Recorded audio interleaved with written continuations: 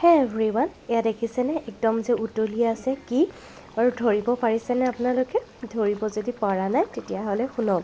এইটো হৈছে কঁঠালৰ মুচি। ভিডিঅ'টো কিন্তু বহুত দিন হ'ল বনোৱা, 10 দিন মানে হ'ল। মই আজিহে আপলোড দিব ওলাইছোঁ। এয়া এখন কেৰাহী গৰম কৰি মায়ে ইয়াতে অলপমান তেল দি লৈছে আৰু ইয়াতে দিছে তেজপাত আৰু এয়া কাটি লোৱা পিঁয়াজ আছে দুটা, ডাঙৰ ডাঙৰ পিঁয়াজ দুটা এনেকৈ কাটি লৈ অলপ সময় ভাজি ল'ব। আমাৰ আকৌ কঁঠাল গছজোপাত কঁঠাল আগতীয়াকৈ লাগে। মই আহিছোঁ কাৰণে পাপাই দুটা মুচি পাৰিও আনিলে আৰু ইয়াত পিঁয়াজতে অলপমান পাঁচফোৰণো মায়ে দি লৈছে। এফালে এয়া আছে আদা নহৰুৰ পেষ্ট আৰু ইয়াত আছে কাজু আৰু পিঁয়াজৰ পেষ্ট আৰু এয়া হৈছে ধনিয়া গুড়ি আৰু জিৰা গুড়ি। আৰু এয়া কঁঠালৰ মুচিখিনি পিঁয়াজৰ সৈতে কম জুইত অলপ অলপকৈ এনেকৈ ভাজি থাকিব লাগিব।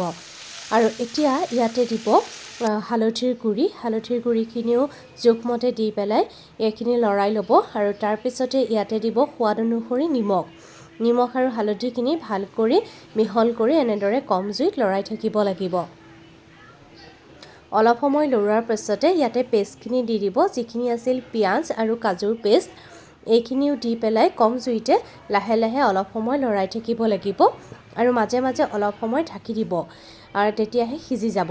এতিয়া ইয়াতে দিব আদা নহৰুৰ পেষ্ট আৰু যিখিনি মছলা গুড়ি লৈছিলে আৰু ধনিয়া গুড়ি আৰু জিৰা গুড়ি সেইখিনিও দি পেলাই ধুনীয়াকৈ মিহল কৰি ল'ব।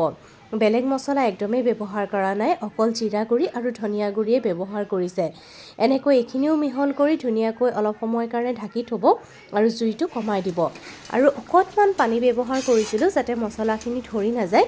এনেকৈ অকণ পানী দি পেলাই লৰাই ঢাকোনখন লগাই পেলাই থৈ দিব লাগিব।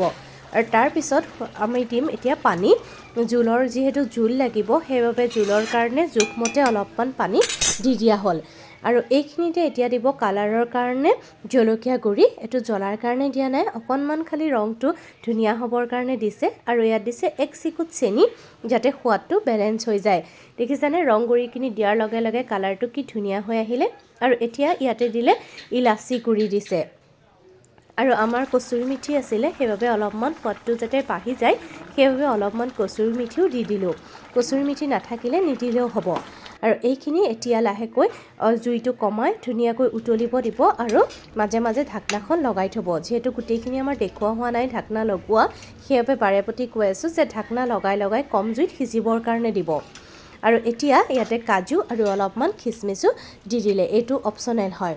এয়া দেখিলেনে একদম ধুনীয়াকৈ সিজি গৈছে। যিহেতু কঁঠালকেইটা বহুত কুমলীয়া আছিলে আৰু সিজিতেও বেছি সময় নালাগিলে।